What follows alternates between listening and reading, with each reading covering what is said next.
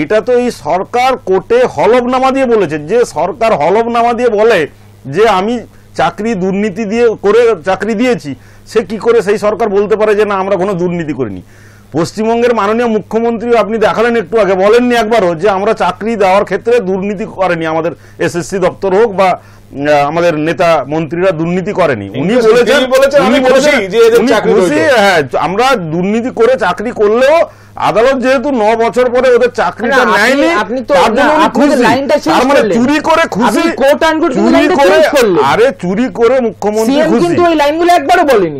ওটাই তো বললাম, মুখ্যমন্ত্রী একবারও বলেননি যে এসএসসি তে দুর্নীতি হয়েছিল। মুখ্যমন্ত্রী তো বলা দরকার যে টেটেরটা দুর্নীতি হয়নি, এসএসসি দুর্নীতি হয়েছে, একথা বলেছেন, একথা তো বলেননি।